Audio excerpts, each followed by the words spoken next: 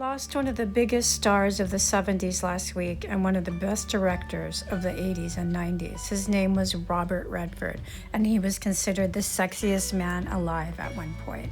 Let's take a look at his long and fruitful career. We lost a real legend of Hollywood on September 16th. I'm talking, of course, about Robert Redford. When I was a kid, I can remember drooling over Robert Redford. He was considered one of the most handsome actors of his day. So I'm going to do a little bit of a voiceover tribute to Robert Redford. I hope you enjoy it. Robert Redford was born on August 18th in 1936 in Santa Monica, California. Though his life would become synonymous with Hollywood glamour, his journey was marred by struggles and heartbreak.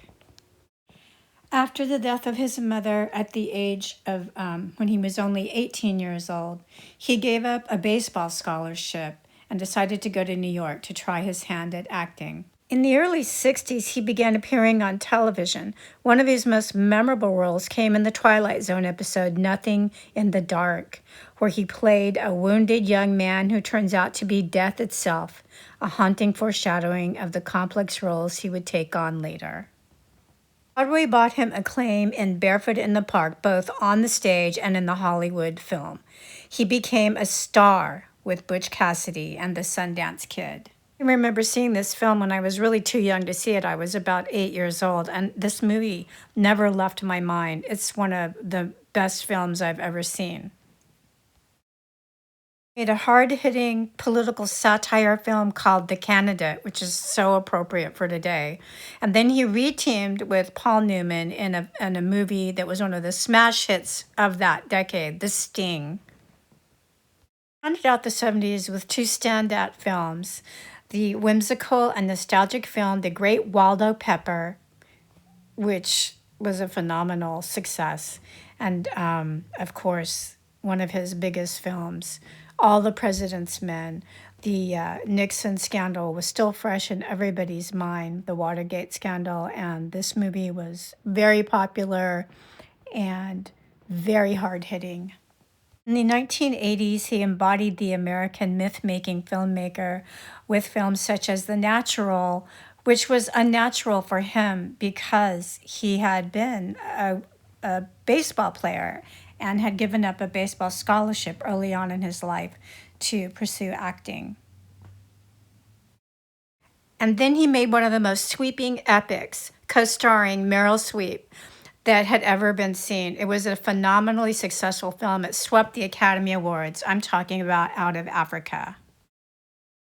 After he had finished his long and illustrious career as a star, he went into filmmaking and proved that he was an amazing filmmaker. His debut, Directorial, was one of the most hard-hitting films I'd seen at that time, and it was called Ordinary People, and it swept the Academy Awards as well. In the 90s, he filmed an absolutely beautiful coming-of-age film that launched Brad Pitt's career called A River Runs Through It.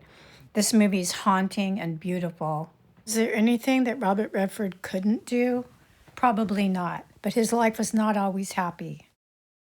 He received a scholarship for his baseball abilities, but when he was in Colorado, his mother passed away suddenly when he was only 18, and he developed a hard drinking problem and had to drop out because he lost his half scholarship. He lost his first child to sudden infant death syndrome in 1959. He rarely spoke of this tragedy, but he never got over it.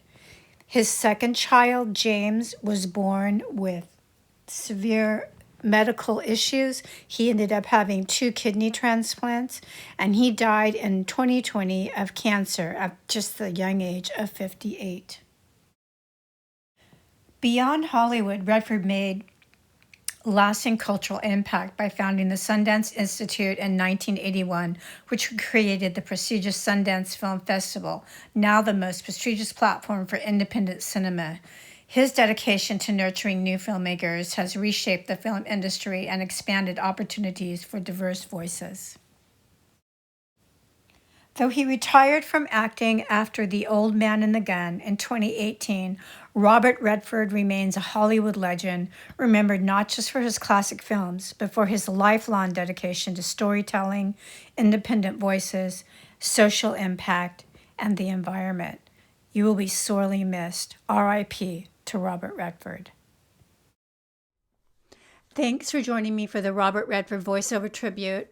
Please do all the things, like and subscribe. Let me know if you've ever seen a movie by Robert Redford, if you know who he was, if you thought he was gorgeous, or if you just remember him for his his amazing directing career. Thanks, and I will see you guys. Do all the things, like, subscribe, check out my books, and I'll see you guys next week.